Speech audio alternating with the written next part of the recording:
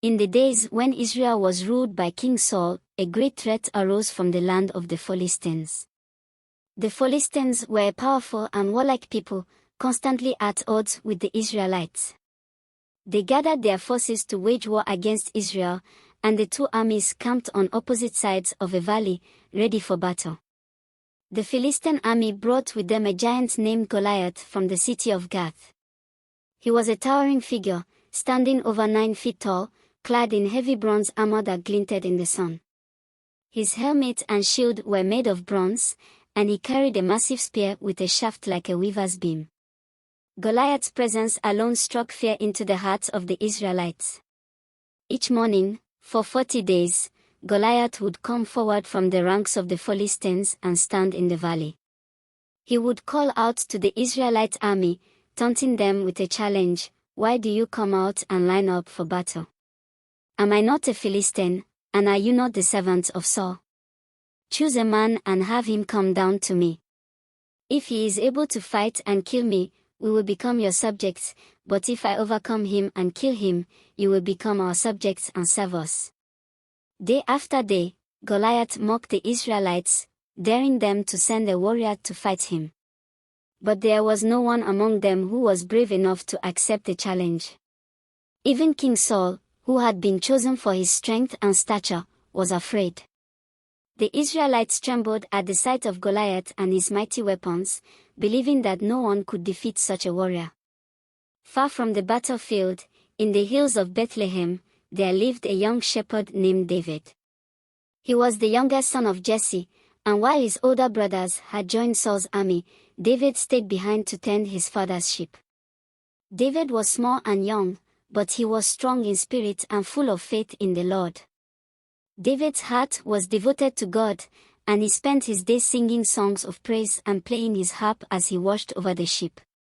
He had also become skilled in defending the flock, fending off lions and bears with his sling and his staff. Though he was humble and gentle, there was a courage in David that few recognized. One day, Jesse called David and gave him a task. "Take this roasted grain, these loaves of bread, and these cheeses to your brothers in the camp of Saul. See how they are faring and bring back news of the battle." David obeyed his father and set out for the battlefield early the next morning. When he arrived at the camp, he found the Israelite army drawn up in battle lines, facing the Philistines.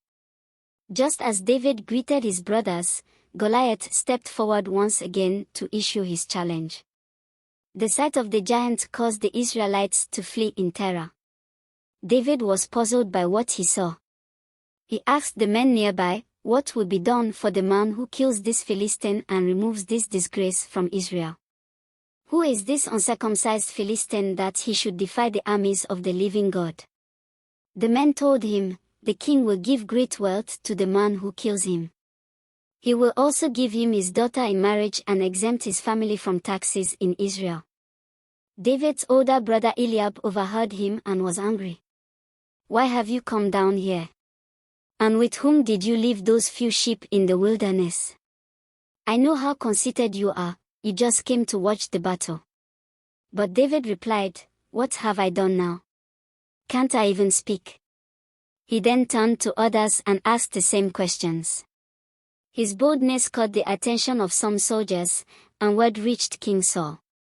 David was brought before King Saul, and he said to the king, "Let no one lose heart on account of this Philistine, your servant will go and fight him." Saul looked at the young shepherd in disbelief. "You are not able to go out against this Philistine and fight him, you are only a boy, and he has been a warrior from his youth." But David said to Saul, "Your servant has been keeping his father's sheep. When a lion or a bear came and carried off a sheep from the flock, I went after it, struck it, and rescued the sheep from its mouth. When it turned on me, I seized it by its hair, struck it, and killed it. Your servant has killed both the lion and the bear. This uncircumcised Philistine will be like one of them, because he has defied the armies of the living God. The Lord who rescued me from the paw of the lion and the paw of the bear will rescue me from the hand of this Philistine." Saul was moved by David's faith and courage. He said to him, "Go, and the Lord be with you." Saul offered David his own armor, his helmet, his coat of armor, and his sword. But when David tried to walk in them, he found them too heavy and cumbersome. He had never worn such armor before, and it restricted his movement. "I cannot go in these," David said to Saul, "because I am not used to them." So he took them off. Instead, David took his staff, chose 5 smooth stones from a stream, and placed them in his shepherd's bag. Armed only with his sling and his faith in God, David went out to face Goliath. When Goliath saw David approaching, he was insulted. The giant sneered and said, "Am I a dog, that you come at me with sticks?" And the Philistine cursed David by his gods. "Come here," he said, "and I will give your flesh to the birds and the wild animals." But David stood firm and replied, "You come against me with sword and spear and javelin, but I come against you in the name of the Lord Almighty, the God of the armies of Israel, whom you have defied. This day the Lord will deliver you into my hands, and I'll strike you down and cut off your head. This very day I will give the carcasses of the Philistine army to the birds and the wild animals, and the whole world will know that there is a God in Israel. All those gathered here will know that it is not by sword or spear that the Lord saves, for the battle is the Lord's, and he will give all of you into our hands." As Goliath moved closer to attack, David ran quickly toward the battle line to meet him. Reaching into his bag, David took out a stone, placed it in his sling, and hurled it at the giant. The stone flew through the air and struck Goliath on the forehead. The impact was so great that the stone sank into his skull, and Goliath fell face down on the ground. The Philistines were stunned. Their mighty champion had been defeated by a young shepherd boy with a single stone. David ran to Goliath, stood over him, and took hold of the giant's own sword. With it, he cut off Goliath's head, completing the victory. When the Philistines saw that their hero was dead, they turned and fled. The Israelites gave a great shout and pursued them, chasing the Philistines all the way back to their cities, striking them down along the way.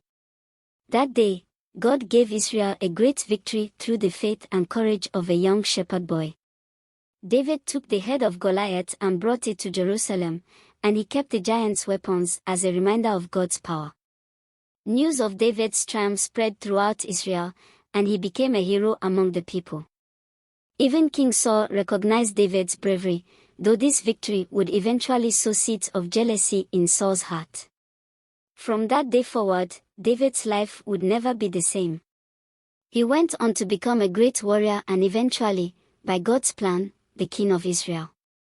But the story of David and Goliath would forever stand as a testament to the power of faith, showing that no matter how great the obstacles, with God, even the smallest and most unlikely can achieve great things. The story of David and Goliath is not just about a young boy defeating a giant. It is a story of faith, courage, and reliance on God's power. David's victory was not because of his strength, but because he trusted in the Lord's might. Goliath, with all his weapons and armor, could not stand against the power of God working through David. The lesson for us today is clear: no matter how big the challenges we face, whether giants in our personal lives or battles in the world, if we place our trust in God and move forward with faith, nothing is impossible. Just as God was with David in the valley of Elah, so he is with us in our battles, ready to give us victory through his strength and power. Wait, don't go yet. If you know you love God and you love this video, please like this video, share your thoughts in the comment section below and share this video to your friends and family. Don't watch alone, guys, share it. Cause you know sharing is caring and caring is loving, and of course loving is godly, and most importantly, please subscribe.